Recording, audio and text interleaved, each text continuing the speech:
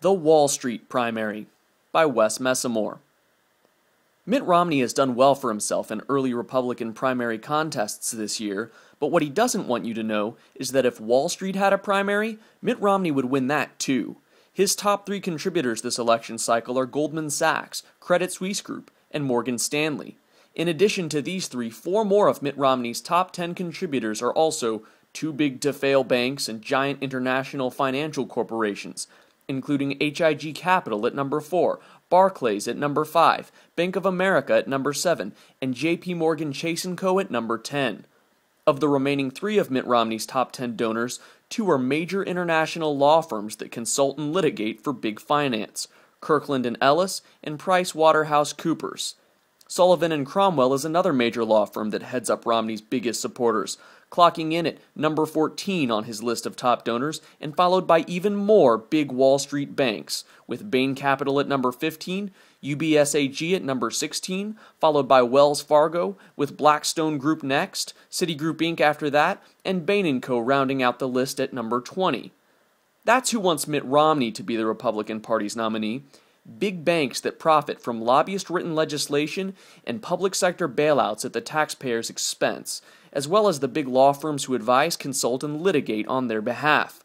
This isn't capitalism, and Mitt Romney knows it. Capitalism is what happens when companies innovate, work hard, and create products and services that consumers value and willingly pay money for. Every cent of profit from that kind of activity is well-earned and belongs to the companies that create it. But any TARP-opposing Tea Party protester could tell you that Wall Street doesn't produce its profits, it lobbies for them. It doesn't create wealth, it steals from taxpayers. It doesn't engage in capitalism, it engages in public sector wealth redistribution, straight from your wallet to Wall Street's bottom line. That's how it worked when Mitt Romney was a big banker himself.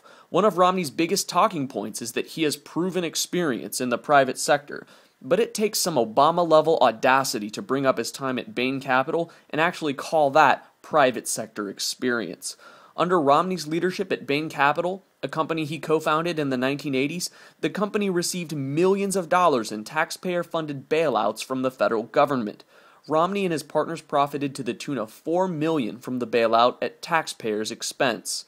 This isn't private sector experience. That's public sector lobbying for the taxpayers' money. It doesn't prove Romney has solid business acumen and leadership. It proves he couldn't even turn a profit. The government had to bail out his failing company by taking from hardworking Americans who actually produce something of value. Rick Santorum cluelessly accuses Romney's critics of attacking capitalism by attacking Romney's time at Bain, but that ain't capitalism. That's government wealth redistribution, and it's at the foundation of everything that's wrong with this country and with its economy right now. Mitt Romney cannot solve the problem because he is the problem. Considering what he did at Bain, it's no wonder that Romney continues to support government bailouts like TARP to this very day, using the same tired old line that it wasn't perfect, that it wasn't implemented as well as it should have been, but that it was absolutely necessary to save the economy, that Washington absolutely had to loan your money to big Wall Street banks. There might be no better litmus test for who should be the Republican Party's nominee this election cycle than what each one thinks about TARP. Any candidate who actually supports TARP, like Mitt Romney, is looking out for Wall Street, not for you. Americans in both parties overwhelmingly opposed TARP in 2008. Politicians in both parties, including Barack Obama, reluctantly supported it.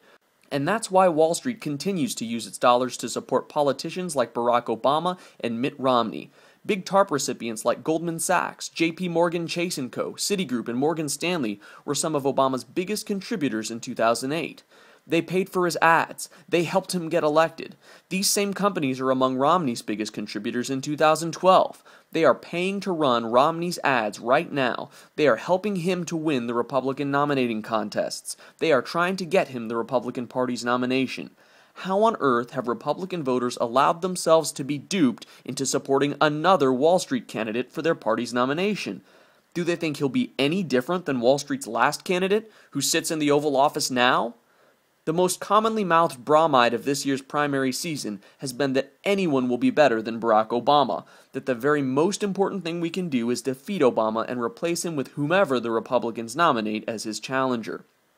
But the reason Obama's presidency is so dangerous is that he does not care about America's interests. He is not looking out for us. He is looking out for his Wall Street bosses. Replacing him with another Wall Street candidate like Mitt Romney will change absolutely nothing. It would be an exercise in futility. Republicans might as well just scratch out the D next to Obama's name and replace it with an R. Those letters hardly mean anything to politicians anymore. Instead, look at who wants Romney to win and see who else they support. A common theme of primary-related political analysis is the disproportionate influence of early voting states like Iowa and New Hampshire over the eventual outcome of the primary. But the more seriously disproportionate influence is that of the Wall Street primary. Whichever candidate wins that primary should lose the Republican Party's primary. Whichever candidate wins that primary will serve Wall Street's interests, not America's interests. It's time for a real change in this country, and the only way that is going to happen is if America rejects Wall Street candidates like Barack Obama and Mitt Romney. It's time to ignore Wall Street and elect an American like you.